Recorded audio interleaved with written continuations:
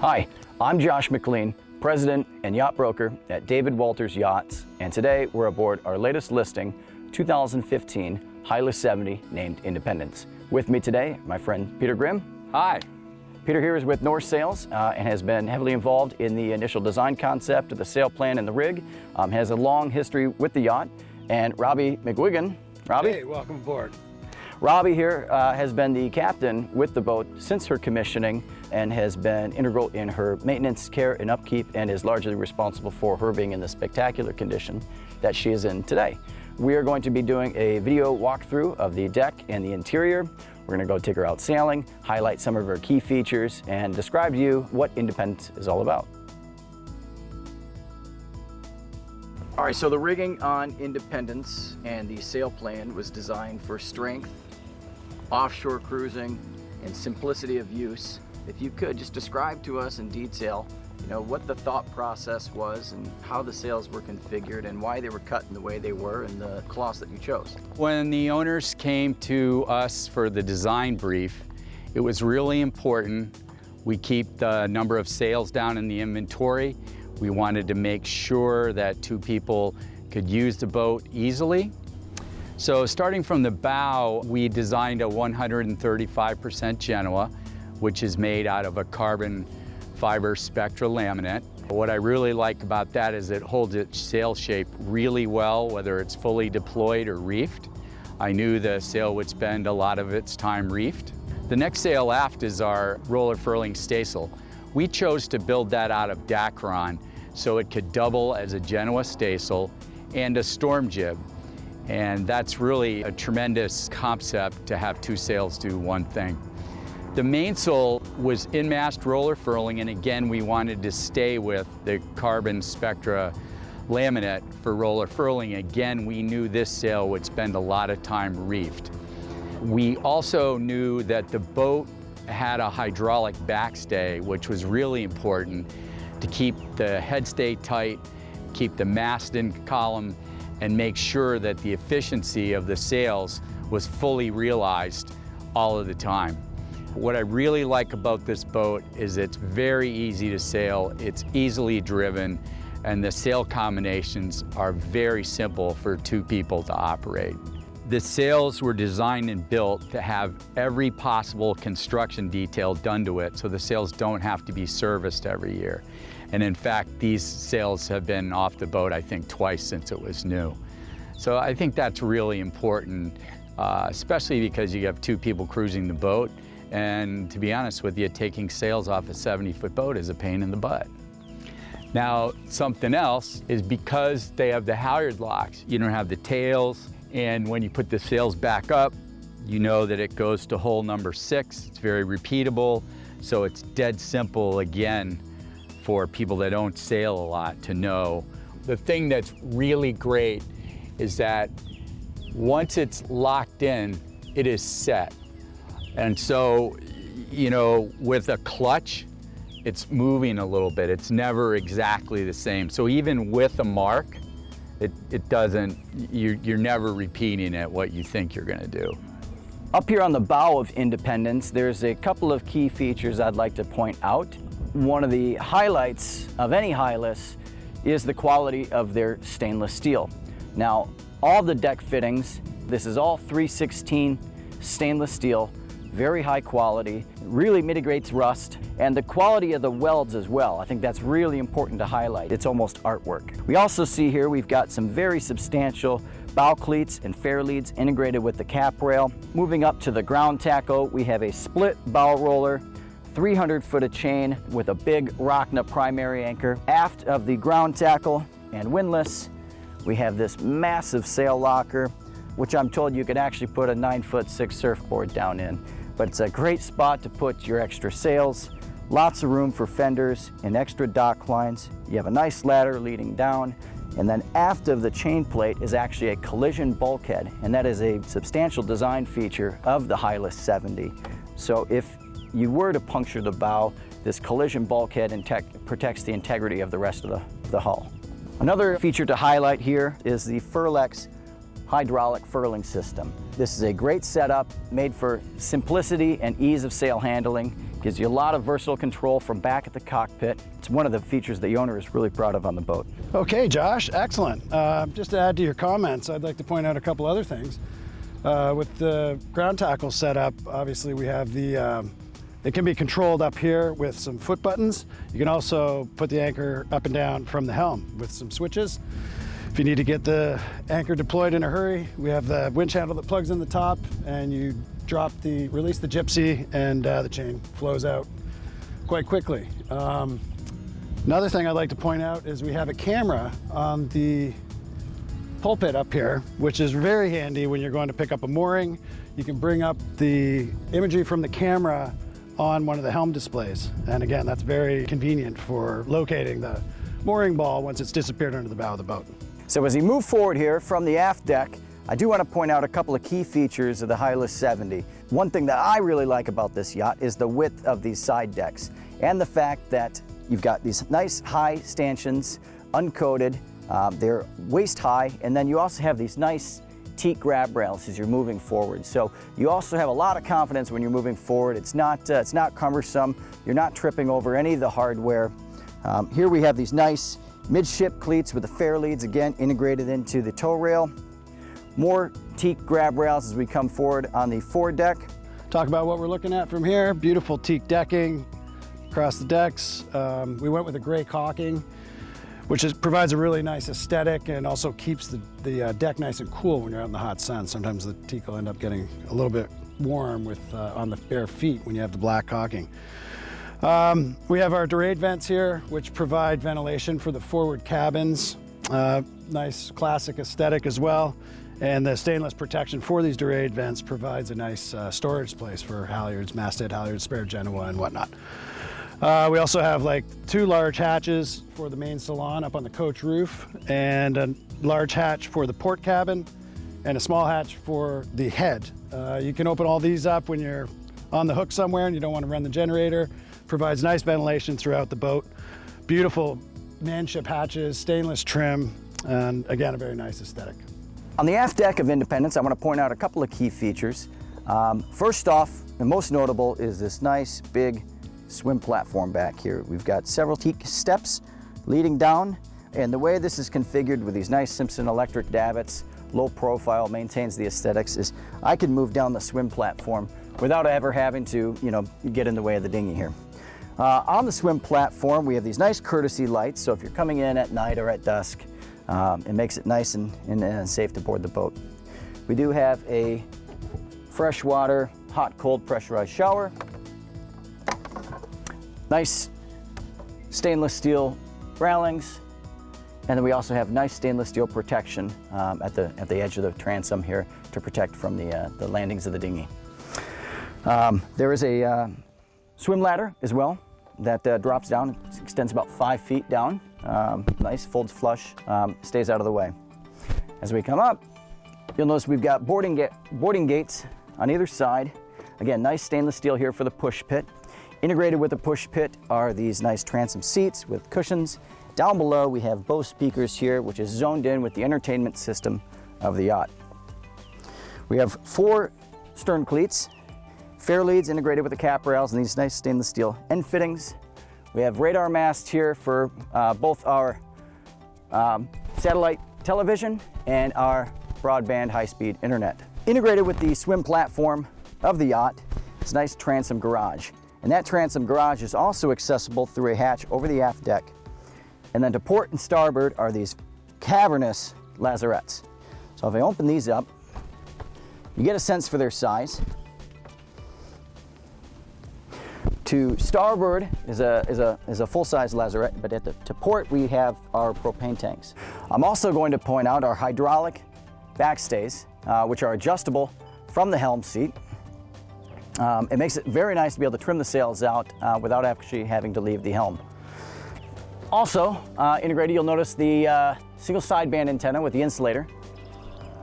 As we move forward, we see a nice low-profile manship hatches, recessed traveler, eliminates any hazard of stubbing your feet as you're moving into the cockpit environment. All right, so here we are at the helm station of Independence. As you can see, dual helms, each providing a commanding view while under sail and maneuvering the vessel. along with the ability to go down to the leeward side to check your sail trim. The controls for the sails are located conveniently right here. Headsail, staysail, mainsail, furlers, all right here, all hydraulic, along with the windlass. So you can put the anchor up and down from the helm, which is quite convenient at times. The controls for the headsail sheets are just forward of the helm station, making it easy to deploy on your own from here. And the mainsail sheet is controlled just aft of the port helm seat here. All quite accessible.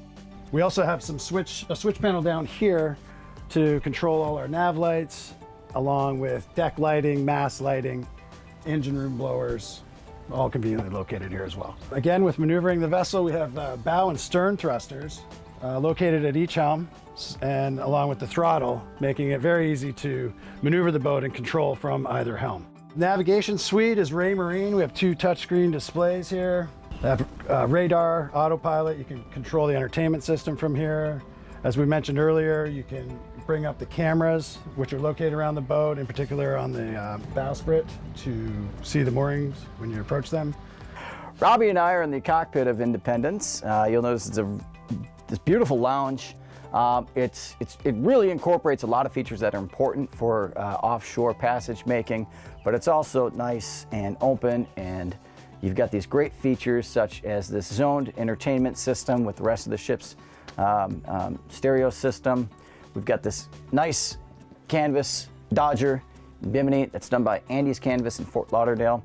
This forward windscreen here does open up to where when you are on anchor or on the mooring, you get a nice light breeze that fills the cockpit, keeps everybody nice and cool.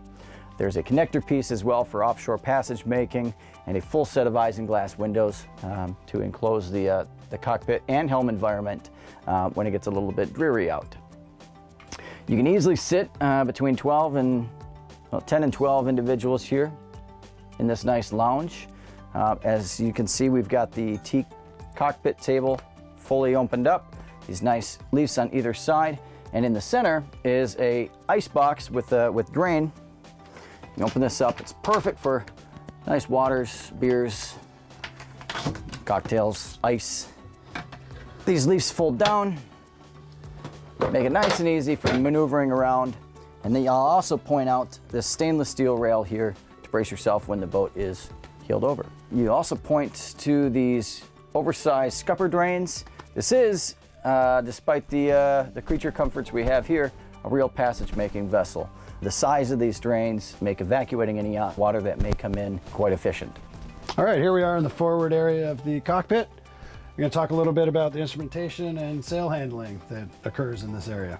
Here we have another Raymarine plotter. You can set this up to whatever screen you desire. I personally like to leave this one on wind instruments, nice and visible from the helms. You can also pull up any data you find needed on these displays over the companionway. Wind, speed, depth, temperature. This is our main outhaul. We use this for setting the main, which is done by, you can, as mentioned earlier, you can do that from the helm, or you can come to this station and control the outhaul with the winch buttons here and the furler with 2 buttons located on this side. Stepping down the companionway, it's a very easy transition from the cockpit to the interior. You have 5 contoured stairs with integrated grab rails into the companionway, as well as grab rails to port and starboard. The main hatch is a smoked Lexan hatch with a retractable washboard, which locks in and out of place. You have got great clearance when you're transitioning to and from the interior, so you're not hitting your head. It's bright, it's open. The main saloon itself, we have teak with satin varnished interior, louvered cabinetry, grab rails, the full length of the interior, fixed port lights, raised saloon with beautiful styled wraparound windows, offering exceptional seascapes when you're both standing and seating. The settee here to starboard makes for a great lounge. It's almost 7 feet in length, with a nice little cocktail table here. And then to port, we have our dinette with L-shaped settee, and we also have 2 seats that fold and can be stowed away when not in use, but also could be utilized as cocktail tables, which is a pretty clever utilization. The cabin sole is bamboo with teak inlay. As we step back into the galley, I'll point out a couple of key features. This is blue pearl granite countertops with fiddled edges. Makes for an easy cleanup and also keeps everything uptight and tidy when you are offshore. All the cabinets, again, these are all louvered for proper ventilation. There's a lot of depth here, so you can put a full-size plate. There's lots of stowage. We've got deep drawers on either side. In terms of appliances, we have all stainless steel. We have a wine chiller, and then we have 4 pull-out cold storage boxes. This is actually a beverage cooler, and the other 3 are configured as freezers. In this here, we actually have an ice maker. Further aft, this is a trash compactor, dishwasher, double basin stainless steel sink, more cabinetry, an espresso machine, 2 front load 12 volt DC refrigerators, pantry, additional storage, bolt top cabinet, microwave. We have a 5-burner propane stove with oven, and excellent storage down below for pots and pans. As we move to the forward passageway, it opens up to the forward VIP stateroom, which has a centerline queen, which is advantageous as opposed to a standard V berth because you have access to port and starboard, so you're not clambering all over each other when you're getting out of bed. There's excellent cabinetry to port and starboard. We've got hanging lockers, all louvered, beautiful satin varnish teak interior, fixed port lights, and a large overhead hatch for superb ventilation throughout the yacht. One of the great features of the forward cabins here is this shared head. So we actually have 2 heads with a shared stand-up shower. This can be utilized here as a day head, and then this is can be in suite here for your guests. Each head here has a Jabsco freshwater electric flush, dedicated vanity, nice cabinetry here, medicine cabinets with mirrored doors, LED overhead lighting, teak towel racks, shower head, and opening port lights. There's also a linen closet that can be utilized for towels and shower supplies. As we move further aft to the aft passageway, I'll point out to the starboard side here, we've got a great guest cabin. This is a versatile cabin that can be either used for crew or would be ideal for grandkids. So you've got upper and lower berths, you've got a nice hanging locker forward, but a really neat feature about this is the fact that you have an ensuite head that could also be utilized by the owners in the owner's stateroom when they do not have guests or crew aboard to create sort of a his and hers head arrangement. So looking at the ensuite head here for their bunk cabin, we do have another freshwater Jabsco electric flush head, sink with blue pearl granite countertops, mirrored vanity, teak hanging rail, or teak towel rack, opening port light, and then a separate stall shower. One of the best areas of Independence is absolutely this aft owner's stateroom. So we have a centerline king with this great big open space. We've got opening port lights to port and starboard, these 2 big opening deck hatches, his and hers reading lamps on with LED bulbs, lots of storage space here, louvered cabinetries and hanging lockers to port and starboard, big, tall, almost the size of a wardrobe with opening drawers below, cabinets here, and then you have shelf space with a vanity to port, and then under the berth we have a nice big locker here. In the owner's head we have this nice blue pearl granite vanity, sink, 4 medicine cabinets with mirrored faces, teak towel rack, freshwater Jabsco electric flush toilet, and a very large shower. Inboard, we have a real nice locker for personal supplies or possibly linens. All right, we're here in the forward port guest cabin, and we've got this really nice double berth, comfortable, more than comfortable for 2 people. It's got a full-size washer and dryer underneath, as opposed to the combination. It's nice having 2 separate units. We've got storage, louvered storage, lockers, cabinetry above the berth, tall hanging locker forward, 3 opening port lights, and a good size manship deck hatch. All right, so here we are in the engine room of Independence. Quite spacious, easy to work on things, therefore everything tends to be maintained frequently. Starting forward, we have the dual rake horse. Very convenient if you have a water issue or clogged filter. It's as simple as turning the ball valve to the fresh filter, and at your own leisure, and when at times appropriate, you can change the filter on the other rake horse. Main engine is a Yanmar BY260. Fantastic engine, moves this boat along nicely. It's quite quiet compared to the other mechanical engine that is offered for this model. That's equipped with a high output alternator that's driven by the PTO off the engine, charges the house bank. And behind that is our Northern Lights genset, 12 kilowatt, and that genset powers everything quite nicely throughout the boat. Thank you for watching this video walkthrough of the 2015 Hylas 70 Independence. Again, my name is Josh McLean. I'm the president and yacht broker at David Walters Yachts, based out of Fort Lauderdale, Florida, with offices in Annapolis, Newport, and Marina del Rey, California. Should you be interested in more information on Independence, I would welcome you to contact me at 954-527-0664 or email me directly at josh@davidwaltersyachts.com. I'd also like to extend my personal thanks to Peter Grimm of North Sails and Robbie McGuigan, the captain of Independence, not only for their assistance in this video walkthrough today, but for their continued efforts in ensuring that Independence is just as pristine as she is today. She is truly a spectacular yacht in pristine condition, shows like new, and is ready for world travel. Thank you.